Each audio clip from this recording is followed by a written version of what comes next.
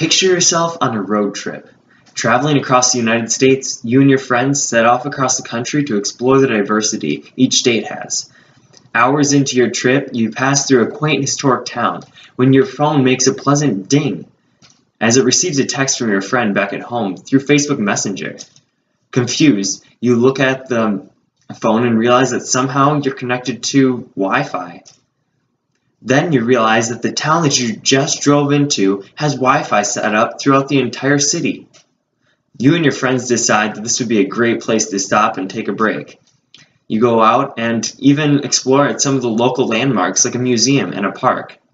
Hopping back in the car a few hours later, you realize that you learned a lot about the history of that quaint little town, all because of some free Wi-Fi. Although this may seem like a distant fantasy, citywide Wi-Fi, or Municipal Wireless Network, MWN, as it is more accurately called, is popping up all over the world, including more than 100 cities in the United States, as a survey showed in 2011. Here's a map created by Muna Wireless to show some of these locations. As you can see, ever since 2004, the municipal Wi-Fi network locations have been popping up all over the United States. Yet, even with all these advances of the technology, a base age that we live in, the idea of municipal wireless network is highly controversial as to whether it would be a benefit or a hindrance to our nation, our city, and to us personally. This is a topic I've been highly interested in ever since it was first introduced when Jerusalem beat everyone to the punch and became the first city, as journalist Arnold Goldstruck quotes, to receive municipal wireless network back in 2004. I would like to share a little research that I've done to prove that the advantages of having Wi-Fi highly outweigh the downsides by sharing the major oppositions to the advancement, arguing legitimate solutions to these problems, and then listing some more benefits that this new technology creates. Before I get into the giant leaps that come out of MWN, there are some concerns that people have on the issue. The general public raises three major issues with free Wi-Fi throughout a city: overuse, cost, and the effect that it could have on jobs. Although these may seem like strong arguments, there are solid responses to counter the argument. By looking at the problems and shedding some light on the issue, it becomes clear that they may not even be issues at all. With free Wi-Fi wherever you go, people may start to overuse their technology. Even without municipal wireless network, we already are using our phones too much. People spend an hour of 4.7 hours on their phones alone each day due to research by Digital Trends in 2013. Writer Mark Glazer sums up how technology is changing us socially. He says, "My friend chooses to tap on his phone while we are out having dinner.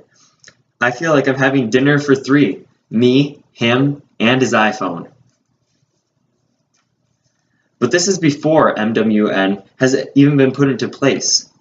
People are on their phones too much already. That may be true, but does that mean that it will get any worse when MWN becomes something across the entire country? I highly doubt it, and here's my reason why. People that are always on their phones already have free data plans that allow them to be on the internet anywhere they go. So would MWN make it any worse? I don't think so.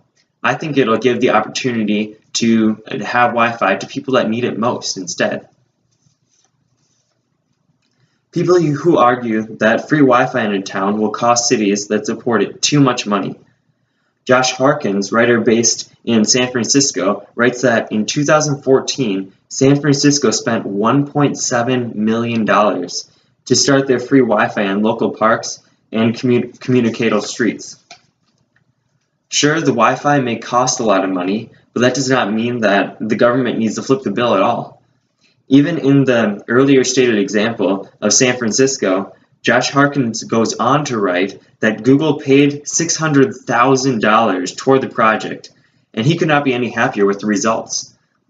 It is easy to see the connection that Google is profiting a lot from a free Wi-Fi anyway. But what does that mean?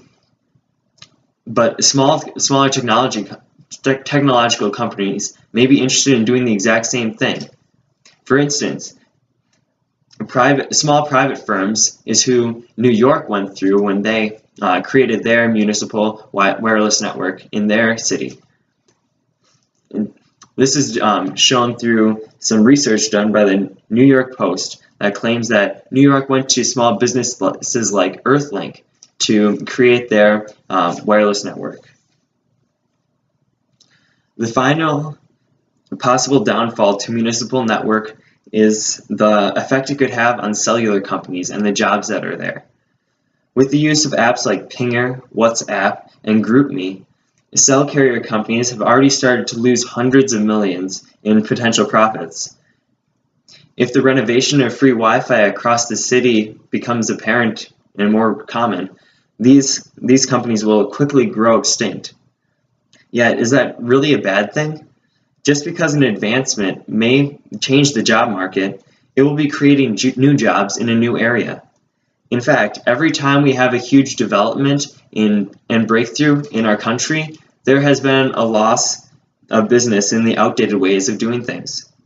Look at the light bulb, for example. When the light bulb was created, I'm sure the candlestick makers weren't really too excited about that, but that is just what happens when new and better ways of doing things arise in an area of life. The old method slowly dies away. Looking at the overuse, the cost, and the effect it could have on jobs in a different light than what most people try to think of, it makes Wi-Fi seem a lot more feasible. But what are the strongest positive arguments for having Wi-Fi everywhere you go? I would like to address some of these strong arguments for Wi-Fi across an entire city. The three major points I would like to discuss today are the ease of lifestyle for those that need it, making the city more welcome, and having the ability to reach new innovations and higher businesses connectivity throughout a nation. Having municipal wireless network would implement a carefree way of living for those that need it most. Vermont Council of Rural Development did some research on the Hurricane Irene and the people that were affected there. One thing that they tried to reach in their survey was what could have helped them the most. What they responded with was being able to contact their family living elsewhere in the country that they were safe and that they were okay. The problem with that is that a lot of their phones were down due to cellular coverages not being available. With the Wi-Fi program, if it was implemented in those cities, Vermont Council of Rural Development states that that would have been the best option for them. The University of Missouri did research in 2010 to discover that for low-income families, municipal wireless networks provide an affordable means to establish internet services. This allows their children to be able to do schoolwork and research after school hours, when they might not have been able to because they did not have the services that would be required. Another example of the benefits of municipal wireless network is that it makes cities more welcoming. As mentioned in the example in my introduction, tourists are more likely to stop in a city with free Wi-Fi, and that just is an economic boom for that city. As the city's Wi-Fi become more well-known, not only will more tourist stops, but people will start to move to those cities, which will increase the population. Also, free Wi-Fi for a city can be a huge benefit for businesses and city workers. Workers who would normally have to sit inside a cubicle all day can go outside to local parks and coffee shops and continue their works with the free Wi-Fi implemented throughout the city.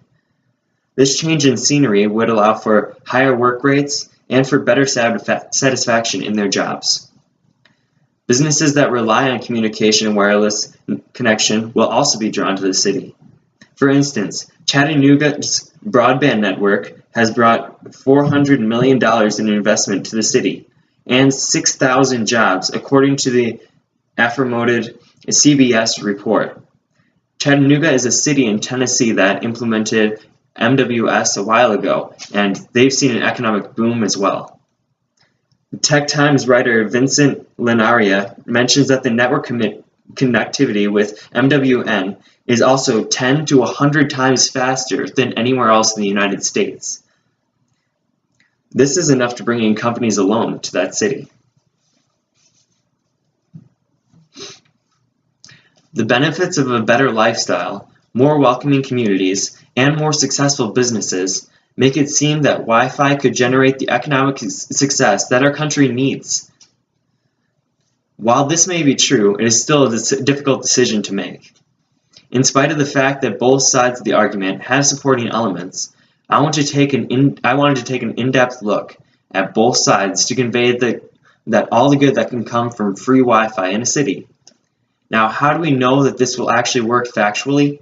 Well, just look at the cities that have already implemented it. Cities like San Francisco and Chattanooga took a risk, and now look at where they are today. Even as we look back in history, we see people thinking outside of the box before any big innovation is made in our country. Edison with the light bulb, Ford's assembly line, and in more recent years, Steve Jobs and the Apple products. Now we are on the verge of another dynamic shift, the municipal wireless network. As Albert Einstein states, the world cannot be changed without changing our thinking. So together, let's change the world.